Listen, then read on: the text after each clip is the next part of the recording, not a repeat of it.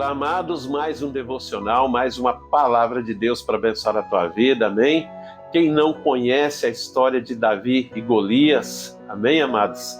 Deus vai falar conosco através dessa história nessa semana, amém? O título da mensagem é Golias e a sua testa gigantesca.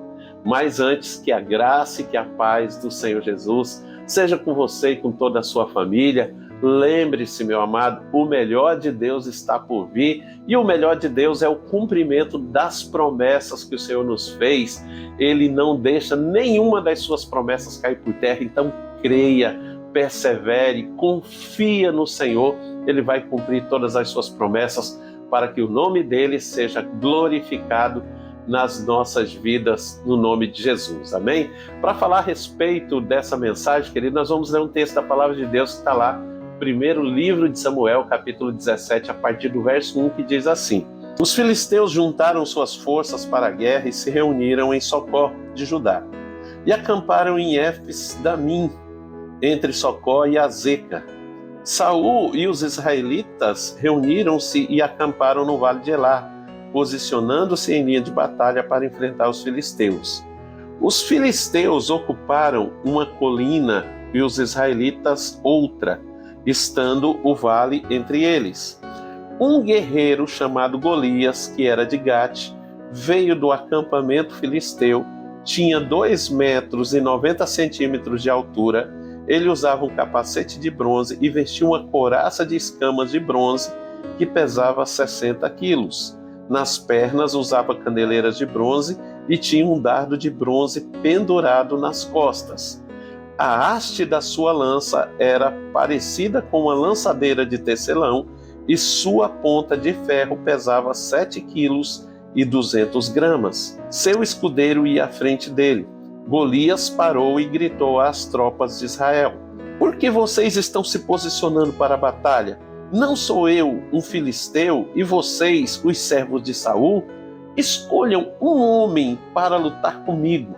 Se ele puder lutar e vencer-me, nós seremos seus escravos. Todavia, se eu vencer e o puser fora de combate, vocês serão nossos escravos e nos servirão. E acrescentou: Eu desafio hoje as tropas de Israel. Mandem-me um homem para lutar sozinho comigo. Ao ouvirem as palavras do filisteu, Saul e todos os israelitas ficaram atônitos e apavorados. A palavra vai seguir dizendo, querido, que esse gigante, Golias, ele vai repetir esse desafio durante 40 dias. E a palavra também vai dizer que Jessé, o pai de Davi, enviou ele até o acampamento dos israelitas para levar alguns mantimentos para os seus irmãos. E quando Davi chegou lá, ele presenciou, ele chegou no momento em que esse gigante saía para afrontar o exército de Israel. Então, Davi, ele conversa com algumas pessoas, não quero entrar em detalhes aqui, mas ele chega diante de Saul e diz o seguinte, lá no verso 32. Davi disse a Saul: Ninguém deve ficar com o coração abatido por causa desse filisteu. Teu servo irá e lutará com ele. Na hora, querido, Saul, ele aconselhou a Davi a não ir, mas por causa da insistência dele, Saul acabou deixando, porém colocou nele a sua armadura. Davi, não conseguindo andar, tirou a armadura. Então, amados, Davi foi para o combate. A Bíblia vai dizer que ele passou no ribeiro, pegou 5 pedras e foi até o gigante para combater com ele.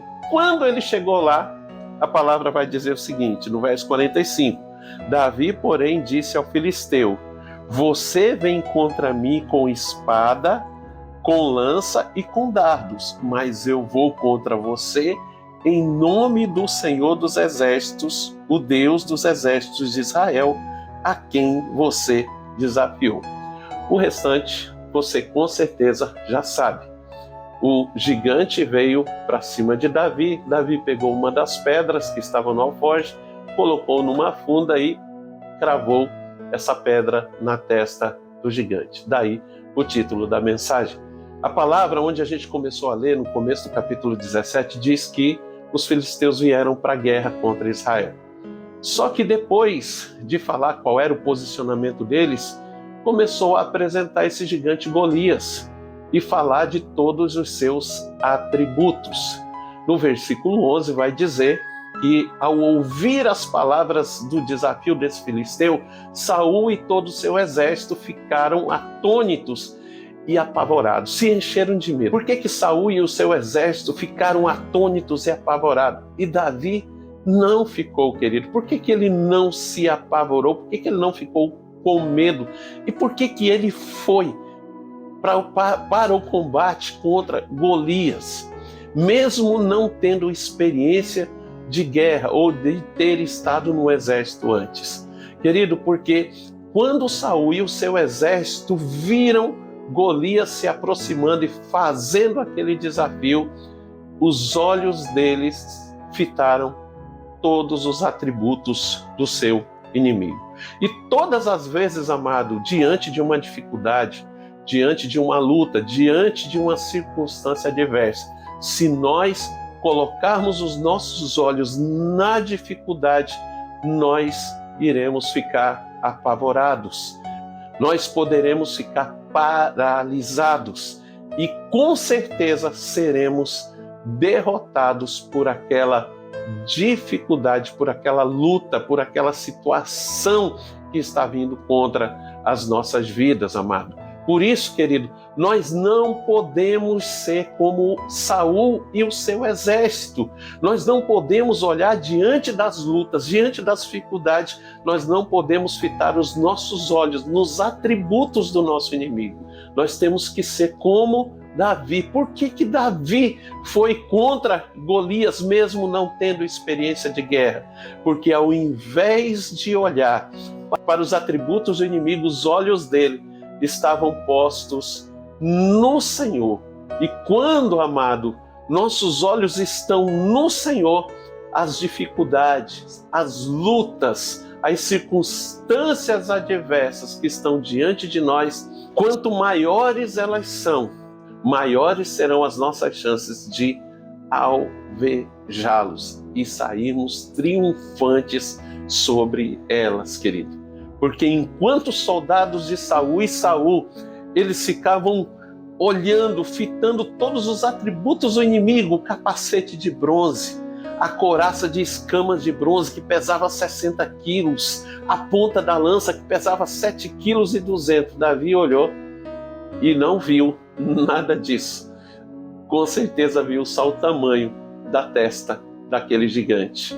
E eu acredito, querido, que ele olhou para aquela testa e falou assim: eu não erro isso nunca, porque quem é o meu Deus? É o Todo-Poderoso. Por isso que ele fala para Golias: agora você vem contra mim com espada, com lança, com dardos, mas eu vou contra ti em nome do Senhor dos Exércitos, o Deus do exército de Israel, a quem você tem afrontado.